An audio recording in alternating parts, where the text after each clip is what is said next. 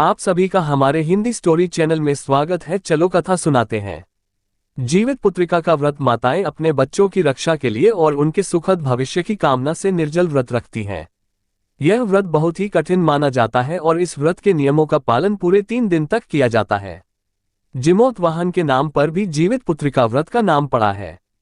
तो आइए आपको बताते हैं कि जिमोतवाहन भगवान कौन है, उनकी कथा क्या है। आज की इस वीडियो में आप जिया व्रत की 5 पौराणिक कथाएं एक साथ सुनेंगे।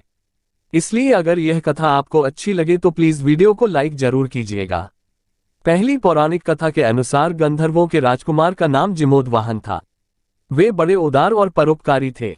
जिमोतवाहन के पिता ने वृद्धावस्था में वानप्रस्थ आश्रम में जाते समय इन्हें राज सिंहासन पर बिठाया, लेकिन इनका मन राजपाट में नहीं लगता था, तो वह राज्य का सारा भार अपने भाइयों पर छोड़कर खुद भी वन में पिता की सेवा करने चले गए। वहीं पर उनका विवाह मल्यवती नामक राजकन्या से हो गया। एक दिन वन में घूमते हुए जिमोतवाहन भगवान काफी आगे चले गए। तब उन्हें एक वृद्धा रोती हुई दिखी। जिमोतवाहन ने उनसे पूछा तो वृद्धा ने रोते हुए कारण बताया कि मैं नागवंशी स्त्री हूं और मेरा एक ही पुत्र है। पक्षीराज गरुड़ के समक्ष नागू ने उन्हें प्रतिदिन खाने के लिए एक नाग सौंपने की प्रतिज्ञा की हुई है और आज मेरे पुत्र की बलि का दिन है, इसलिए मैं बहुत परेशान हूँ। तब जिमोतवाहन ने वृद्धा को ढंस बंधाते हुए कहा, तुम चिंता मत करो और डरो भी मत, क्योंकि मैं तुम्हारे पुत्रों के प्राणों की रक्षा करूंगा। आज उसके बदले मैं खुद अपने आप को उसके लाल कपड़े में ढककर वध्यशिला पर लेट जाऊंगा। ऐसा कहकर जिमोतवाहन ने पुत्र के हाथ से लाल कपड़ा ले लिया और वे उसे लपेटकर खुद को बलि देने के लिए चुनी हुई वध्यशिला पर लेट गए। नियत समय पर गरुड़ बड़ी तेजी से आए और वह लाल कपड़े में ढके हुए जिमोतवाहन को पंजे में दबोचकर पहाड़ की ऊंची चोटी पर जाकर बैठ गए। अपने चंगुल में गिरफ्तार प्राणी की आंख में आंसू और मुंह से चीखकार निकलते हुए न देखकर गरुड़ जी बड़े आश्चर्य में पड़ गए। उन्होंने जिमोतवाहन से उनका परिचय पूछा। जिमोतवाहन ने सारा वृतांत सुना दिया। तब गरुड़ जी उनकी बहादुरी और प्राण रक्षा करने में खुद को बलिदान देने की हिम्मत से बहुत प्रभावित हुए। प्रसन्न होकर गरुड़ जी ने उन्हें जीवन दान दे दिया और नागों की बलि न लेने का भी आशीर्वाद दिया। इस प्रकार जिमोतवाहन के अदम्य साहस से नाग जाति की रक्षा हुई और तब से जिमोतवाहन को भगवान के रूप में पूजा जाने लगा और तभी से पुत्र की रक्षा करने के लिए जिमोतवाहन भगवान की पूजा की प्रथा शुरू हो गई। आश्विन कृष्ण अष्टमी के दिन प्रदोष काल में पुत्रवती महिलाएं जिमोतवाहन भगवान की पूजा करती हैं। कैलाश पर्वत पर भगवान शंकर माता पार्वती को कथा सुनाते हुए कहते हैं कि आश्विन कृष्ण अष्टमी के दिन उपवास रखकर जो स्त्रियां प्रदोष काल में जिमोतवाहन की पूजा करती हैं तथा कथा सुनने के बाद दक्षिणा देती हैं, वो पुत्रों का पूर्ण सुख प्राप्त करती हैं। व्रत का पारण दूसरे दिन अष्टमी तिथि की समाप्ति के बाद यानी नवमी तिथि में किया जाता है। यह व्रत अपने नाम के अनुरूप ही फल देने वाला है। अब सुनिए जिया व्रत की दूसरी कथा। नर्मदा नदी के पास एक कंचनवटी नाम का नगर था। वहां के राजा का नाम मलयकेतु था। उसी नर्मदा नदी के पश्चिम ओर बालूहटा नाम की मरुभूमि थी, जिसमें एक विशाल पेड़ पर एक चील रहती थी और इसी पेड़ के नीचे एक सियारिन भी रहा करती थी। चील और सियारिन दोनों ही बड़ी पक्की सहेलियां थी।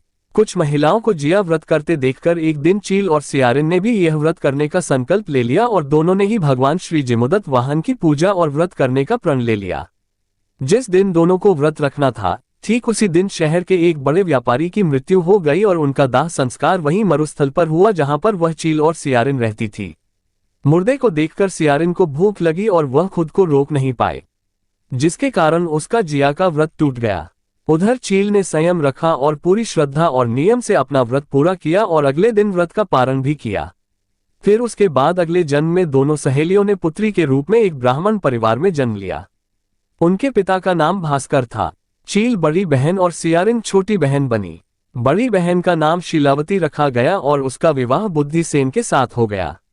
छोटी बहन का नाम कपूरावती रखा गया और उसका विवाह इस शहर के राजा मलयकेतु से हो गया और छोटी बहन कपूरावती इस प्रकार कंचनवटी नगर की रानी बन गई।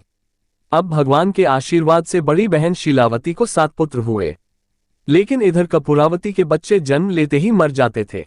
कुछ सालों के बाद शीलावती के 7 पुत्र बड़े हो गए और राजा के दरबार में कामकाज करने लगे।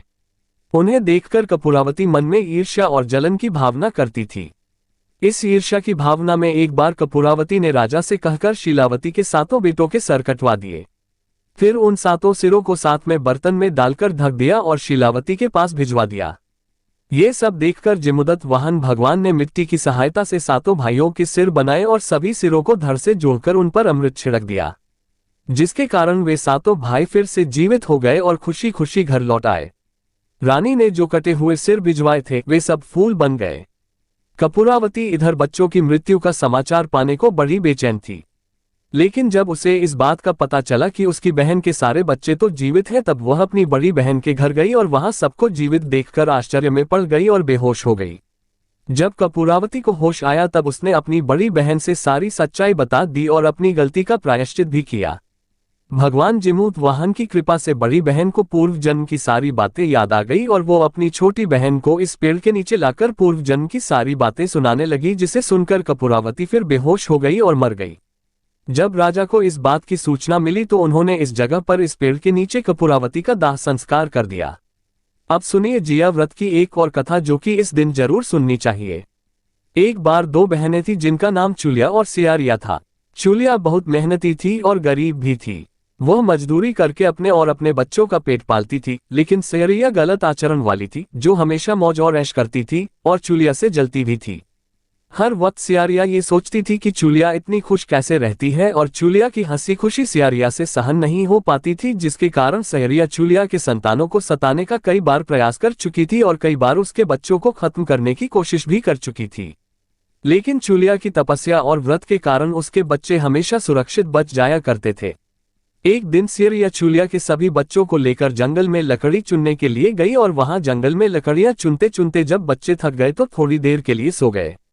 बच्चों को सोया देखकर सियारिया ने सभी बच्चों के सिर कटवा दिए और टोकरी में रखकर वापस घर आ गई और चूलिया को वह टोकरी भेंट में दे दी और कहने लगी, दीदी मैं जंगल से आपके लिए नारियल लाई हूं, बच्चों को खिला देना। चूलिया ने उस टोकरी को उठाकर देखा नहीं और किनारे पर रख दिया और अपने बच्चों का इंतजार करने लगी। जब शाम से रात हो गई और बच्चे वापस नहीं आए तब वह बहुत परेशान हुई और बहुत ही करुण स्वर में जोर जोर से रोने लग गई। करुणा भरी पुकार को सुनकर, उसके रोने चिल्लाने को सुनकर देवी पार्वती जी से और भगवान शंकर से रहा नहीं गया। तब देवी पार्वती जी ने महादेव जी से कहा, हे प्रभु, कोई दुखियारी बहुत रो रही है, उसके रोने में बहुत दर्द छुपा हुआ है, यह मुझसे सहन नहीं हो रहा। प्रभु, हमें चलकर देखना चाहिए कि कौन रो रहा है और क्यों रो रहा है। तब महादेव जी कहने लगे, देवी यह मृत्यु लोक है और यहाँ पर यह सारी साधारण सी बात है। लेकिन पार्वती जी की हट के कारण महादेव जी को उनके सामने झुकना पड़ा और चूलिया के पास जाकर उसके रोने का कारण पूछने लगे। महादेव जी के पूछने पर चूलिया ने अपने रोने का सारा वृतांत विस्तार से बता दिया। शंकर जी ने जब ध्यान लगाया तो उन्होंने चूलिया के बच्चों को जंगल में मृत पाया। ये जानकर देवी पार्वती बहुत दुखी हुई। तब उनके अनुरोध पर भगवान शंकर ने उन बच्चों को पुनर्जीवित कर दिया। बच्चे नींद से उठकर मौसी को ढूंढ रहे थे, लेकिन मौसी वहां पर नहीं थी। फिर बच्चे डरकर किसी तरह भटकते भटकते घर पर आ गए और उनकी मौसी ने उनके साथ जो कुछ किया था सब कुछ अपनी मां के सामने सच सच बता दिया। ये सब सुनकर चूलिया सियारिया के पास जाकर लड़ने लगी कि तुम मेरे बच्चों को जंगल में अकेला छोड़कर क्यों आए। दोनों बहनों में लड़ाई शुरू हो गई और ये लड़ाई 7 दिन 7 रात तक चलती रही, किंतु इस लड़ाई का कोई हल नहीं निकला। जिसके बाद दोनों ने उस जंगल में तपस्वी को घटना सुनाई। घटना को सुनने के बाद तपस्वी ने दोनों को आदेश दिया कि तुम दोनों जाकर पास में खेल रहे बच्चों को बाल से पकड़कर घसीटते हुए मेरे पास लेकर आ जाओ, उसके बाद मैं निर्णय करूंगा। चूलिया बच्चों की मां थी, उससे बच्चों की पीड़ा देखी नहीं जा सकी। उसने महात्मा के वचनों का पालन नहीं किया। उधर सियारिया दौड़ती हुई गई और खेलते हुए बच्चों को बाल से पकड़कर खींच कर ले आए। जिसके बाद तपस्वी ने सियारिया को यह श्राप दिया कि हर जन्म में इसी प्रकार तू सदैव जलती रहेगी और दुखी होती रहेगी। जो महिला किसी बच्चे की पीड़ा और मां की ममता को नहीं जानती, जीवन भर धरती पर दुख भोगने के अलावा और कुछ नहीं कर पाएगी। अब सुनिए जिया व्रत की चौथी पौराणिक कथा। 2 बहनें थीं जिनमें एक का नाम सुखिया और दूसरी का नाम दुखिया था। दोनों का भाग्य उनके नाम जैसा ही था। दुखिया बहुत गरीब थी और दुखी रहती थी। सुखिया बहुत अमीर थी और बड़े सुख से रहती थी। दोनों एक ही गांव में रहा करती। दुखिया सुखिया के घर काम करती, साफ सफाई करती, खाना बनाती थी और जो वहां बच जाता था वो खाना सुखिया दुखिया को दे दिया करती। इस तरह दुखिया का घर चलता था। समय बीतता गया, दोनों के बच्चे हुए। सुखिया को 2 बेटे और दुखिया को भी 2 बेटे हुए। अब जब जिया का व्रत आया तो दोनों बहनें जितिया का व्रत रखने लगी। दुखिया सुखिया के घर में काम किया करती थी। व्रत के दिन दुखिया ने सुखिया के घर जो चावल फटका उससे जो खुर्दी निकली या भूसा निकला उसे तो उसने अपने लिए रख लिया और साफ चावल सुखिया को दे दिए। फिर साग को चुना, पत्तियों को डंठल से अलग किया, बढ़िया वाला साग सुखिया के लिए रख दिया और जो डंठल था वो अपने लिए रख लिया। अब दुखिया ने सुखिया के घर का सारा खाना बना दिया और अपने घर चावल की खुर्दी और साग की डंठल लेकर चली गई बनाने के लिए। खुर्दी का चावल और साग की डंठल बनाकर वह खाना उसने अपने बच्चों को खिलाया और खुद भी खाया। उसके बाद दुखिया सोने चली गई। आधी रात में एक बूढ़ी औरत उसके घर पर आकर दरवाजा खटखटाने लगी। तो दुखिया ने पूछा कौन है? तब बूढ़ी माई ने कहा बेटा मैं हूं, दरवाजा खोलो। दुखिया ने उठकर दरवाजा खोला और पूछा कि अम्मा आपको क्या चाहिए? इतनी रात में आप यहाँ किस लिए आए हो? बूढ़ी माई कहने लगी बेटा मुझे बहुत जोर से भूख लगी है, कुछ खाने को हो तो दे दो। दुखिया उसे घर के अंदर ले गई और कहने लगी माँ जी हम लोग बहुत गरीब हैं, आज मैंने खुदी का चावल और साग का डंठल बनाया है, क्या आप खाएंगी? तो बूढ़ी माई कहने लगी हाँ हाँ क्यों नहीं खाऊंगी, मुझे तो बहुत जोर से भूख लगी है, मैं वही खा लूंगी। तब दुखिया घर के अंदर गई और खुर्दी का चावल और डंठल का साग लाकर बूढ़ी माई को खाने के लिए दे दिया। बूढ़ी माई ने खाना खाने के बाद कहा कि मुझे अच्छे से कुछ दिखाई नहीं देता बेटी, इतनी रात के अंधेरे में मैं अपने घर भला कैसे जाऊंगी? तो दुखिया कहने लगी माँ जी कोई बात नहीं, आज आप रात यहीं पर सो जाए, सुबह अपने घर चली जाना। तो बूढ़ी माई दुखिया के घर में ही सो गई। फिर थोड़ी देर बाद उठकर बूढ़ी माई बोली बेटा मुझे पैखाना जाना है, कहाँ जाऊं? तो दुखिया कहने लगी माँ जी मेरे घर में बाथरूम नहीं है, इसलिए आप उधर कोने में कर लीजिए। अब बूढ़ी माई ने पूछा कि बेटा भड़ करे या छरछर करे? दुखिया नींद में थी, कहने लगी माँ जी भड़ कर दो, मैं सुबह साफ कर दूंगी। फिर थोड़ी देर के बाद बुढ़िया माई फिर पूछने लगी कि बेटा अब बताओ मैं अपने हाथ कहाँ साफ करूं? तो दुखिया कहने लगी माँ जी आप मेरे सर पर अपने हाथों को साफ कर लीजिए। उधर जब सवेरा हुआ तो दुखिया को ये देखकर सब कुछ एक सपने के जैसे लगा। उसे लगा कि शायद सोते समय मुझे कोई सपना आया होगा। उसने इस बारे में कुछ और नहीं सोचा और नदी में नहाने के लिए चली गई। जब वह नदी में नहाने लगी और अपने बाल धोने लगी तो उसके बालों से होते हुए जो पानी बहने लगा वह पानी सोने का बन गया। आसपास की सारी महिलाएं ये देखकर हैरान हो गई और कहने लगी अरे तुम्हारे बालों से तो सोने का पानी गिर रहा है, क्या बात है? फिर तो दुखिया को रात की सारी बात याद आ गई। वो दौड़कर अपने घर की ओर भाग कर गई, ये सोचकर कि उसका घर तो बूढ़ी माई के पैखाने से गंदा हुआ होगा, पहले तो उसे साफ करना होगा। जब वो अपने घर में गई तो देखा कि घर के हर कोने में ढेर सारा सोना बिखरा पड़ा हुआ है। ये सब देखकर दुखिया बहुत खुश हो गई और सोचने लगी कि जीतमान बाबा अर्थात जिमोत वाहन भगवान की ही कृपा है। ये सब जो माता का रूप धारण करके मेरे घर आए और मुझे इतना आशीर्वाद देकर गए। इस तरह दुखिया अमीर हो गई और अब उसने सुखिया के घर जाकर काम करना भी बंद कर दिया। इधर दुखिया जब अपना व्रत पूरा करती है तो अपने पुत्र से कहने लगी कि जाओ मौसी के घर से तराजू लेकर आओ यह नापने के लिए कि सोना कितना है। बच्चा बहुत खुशी से सुखिया मौसी के घर गया और तराजू मांगने लगा। तो सुखिया ने पूछा तराजू पर तुम्हें क्या तोलना है? तो बच्चा बोला मौसी मेरे घर में बहुत ढेर सारा सोना है।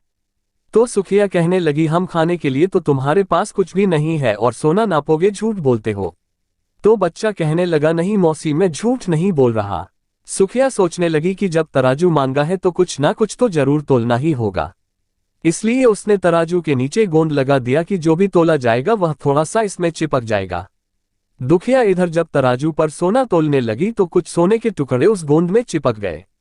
उधर जब वह बच्चा तराजू लौटाने वापस गया तो सुखिया ने तराजू को उलट पलट कर देखा तो उसे तराजू में सोना लगा हुआ मिला। सुखिया सोचने लगी कि उसके घर में जरूर कहीं से सोना आया होगा, इसलिए तो वो इतने दिनों से मेरे घर पर काम करने भी नहीं आ रही। सुखिया उसके घर जाकर देखने लगी कि यह सोना कहाँ से आया। जब सुखिया दुखिया के पास जाकर पूछती है कि तुम्हारे पास इतना सोना कहाँ से आया कि तुम्हें सोने तोलने के लिए तराजू की जरूरत पड़ गई, तो दुखिया ने उस रात की सारी कहानी अपनी बहन सुखिया को बता दी। दुखिया का मन एकदम सच्चा था, इसलिए उसने बिना झूठ बोले सारी बात सब कुछ बता दिया। लेकिन इधर सुखिया के मन में लालच आ गया कि दुखिया के पास तो हमसे भी ज्यादा धन आ गया, अब अगले जिया में मैं भी खुर्दी का चावल और डंठल का साग बनाऊंगी। फिर अगले साल जिया का व्रत दोनों बहनों ने रखा। सुखिया के पास हर तरह का सुख था, धन भी था, फिर भी वह जिया के दिन चावल फटक कर साफ चावल फेंक देती है और खुर्दी उसने अपने पास रख ली। साग को तोड़कर पत्तियां फेंक दी और डंठल अपने पास रख लिए और फिर उसने वही बनाया। खा पीकर पूजा पाठ करके सोने चली गई और फिर आधी रात में उसके घर में भी बूढ़ी माँ आई। दरवाजा खटखटाने लगी। सुखिया आंखें बंद करके सोने का नाटक करती हुई उसी का इंतजार कर रही थी। तुरंत दरवाजा खोलकर बूढ़ी माई को उसने अपने घर के अंदर बुला लिया। बूढ़ी माई कहने लगी, बेटा मुझे बहुत भूख लगी है, कुछ खाने को दे दो। तो सुखिया कहने लगी, माँ जी मैंने खुदी का चावल और डंठल का साग बनाया है। बूढ़ी माई पहले की तरह बोली, कोई बात नहीं मैं खा लूंगी। तो सुखिया ने खाना परोस दिया। बूढ़ी माई को खाना देने के बाद वह सोने के लिए चली गई। तो बूढ़ी माई कहने लगी, बेटी रात बहुत है, मुझे दिखाई नहीं देता, मैं अपने घर नहीं जा सकती। सुखिया कहने लगी, कोई बात नहीं माँ जी, आप यहीं सो जाए। थोड़ी देर के बाद बूढ़ी माई फिर बोली कि बेटी मुझे पैखाना जाना है, कहाँ करूं? सुखिया कहने लगी, वहीं कोने में कर लीजिए। थोड़ी देर के बाद बूढ़ी माई ने फिर पूछा कि भड़ भड़ करे या छरछ। इस समय सुखिया को याद नहीं कि दुखिया ने क्या बोला था। तो सुखिया बोली, माँ जी छरछ कर दीजिए। फिर बूढ़ी माई ने पूछा, बेटा अच्छा मैं अपने हाथ कहाँ साफ करूं? तो सुखिया ने कहा, मेरे सर पर साफ कर लीजिए। तो बूढ़ी माई ने अपने हाथ सुखिया के सर पर साफ कर लिए। जब सुबह हुई और सुखिया उठी, उसने देखा उसका पूरा घर गंदगी से भरा हुआ है और उसके बालों में भी गंदगी लगी हुई है। ये देखकर सुखिया बहुत दुखी हो गई और उसे बहुत गुस्सा भी आया। वह अपनी बहन दुखिया को बुलाती है और उस पर बहुत गुस्सा करने लगी। कहने लगी, तुमने मुझे झूठ बोला और मेरा पूरा घर गंदा करवा दिया। तो दुखिया पूछने लगी कि बताओ तुमने क्या कहा था, भड़ भड़ या छर छर? तो सुखिया बोली, मैंने तो छर छर करने के लिए कहा था। तो दुखिया कहने लगी, यहीं पर तो तुमने गलती कर दी। तुम्हारे पास तो सब कुछ था, किसी चीज की कमी नहीं थी, फिर भी तुमने लालच किया। देखो मेरे पास तो उस समय कुछ भी नहीं था, तुम्हारे पास तो सब कुछ था, और तुम्हारे घर पर भी जिमूत वाहन भगवान भेष बदल कर आए, लेकिन फिर भी तुमने उन्हें अच्छा खाना नहीं परोसा। मेरे पास तो उस समय कुछ भी नहीं था, इसलिए मैंने उन्हें खुर्दी का चावल और डंठल का साग परोसा था। तुमने अपने घर आए हुए भगवान का अपमान किया। सब कुछ होते हुए भी तुमने उन्हें साग और भात खिलाया। तुम्हारे पास सब कुछ होते हुए भी तुम्हें लालच नहीं करना चाहिए था, इसलिए तुम्हारे साथ बहुत बुरा हुआ। अब सुनिए जित्या व्रत की 5वीं कथा। महाभारत के युद्ध में अश्वत्थामा अपने पिता की मृत्यु से बहुत दुखी था और अपने पिता की मृत्यु का बदला लेना चाहता था, तो जिसके कारण वह पांडवों के शिविर में घुस गया। शिविर में उस समय 5 लोग सो रहे थे, जिसके कारण अश्वत्थामा ने उन्हें पांडव समझकर मार दिया। यह माना गया कि सभी पुत्र द्रौपदी के 5 पुत्र थे, ना कि 5 पांडव। जिसके बाद अर्जुन ने अश्वत्थामा को बंदी बना दिया और उनकी दिव्य मणि भी छीन ली, जिसके कारण अश्वत्थामा ने क्रोध में आकर अभिमन्यु की पत्नी के गर्भ में पल रहे शिशु को भी ब्रह्मास्त्र के जरिए मार डाला। तब भगवान श्री कृष्ण ने अपने सभी पुण्यों का फल उत्तना की अजन्मी संतान को देकर उसके गर्भ में पल रहे बच्चे को पुनर्जीवित कर दिया। भगवान कृष्ण की कृपा से जीवित होने वाले इस बच्चे को जीवित पुत्रिका नाम दिया गया। इसके बाद से संतान की लंबी आयु के लिए हर साल जीवित पुत्रिका का व्रत रखा जाने लगा। मान्यता है कि जो भी महिला अपने संतान की लंबी उम्र के लिए इस व्रत को रखती है, उसकी संतान को कभी भी दुख नहीं उठाना पड़ता और उनके घर में सुख समृद्धि सदा बनी रहती है। जो भी महिला आज के दिन इस व्रत कथा को सुनती है, उसे कभी भी अपनी संतान से वियोग का सामना नहीं करना पड़ता। ये थी जीवित पुत्रिका व्रत की 5 पौराणिक कथाएं। उम्मीद है ये कथाएं आपको अच्छी लगी होंगी। आज की कथा कहानी अच्छी लगी हो तो वीडियो को एक लाइक शेयर सब्सक्राइब जरूर कीजिए। धन्यवाद।